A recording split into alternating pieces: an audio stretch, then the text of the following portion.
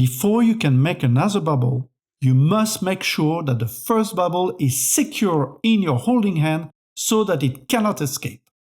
Alright then, just like we did before, pinch the balloon at the spot where you want the second bubble to be formed. While the new bubble is securely held in place with my holding hand, the twisting hand twists the other parts of the balloon 3 full turns.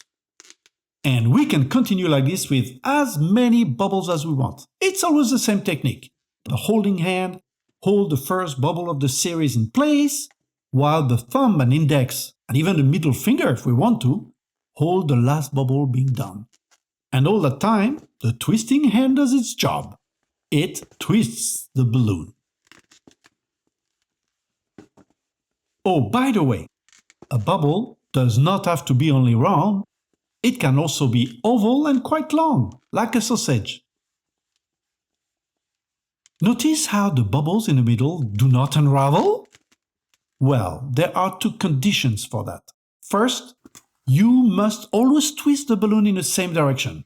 Remember, either towards you, or away from you, and never ever change. Second, you must always hold the first and the last bubbles securely.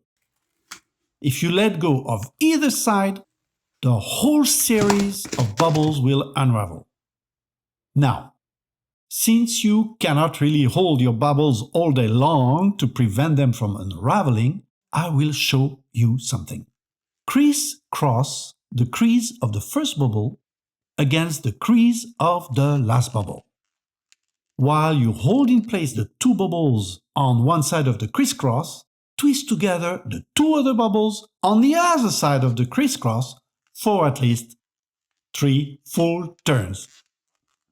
Now, this series of bubbles won't unravel even if you let go one of either side.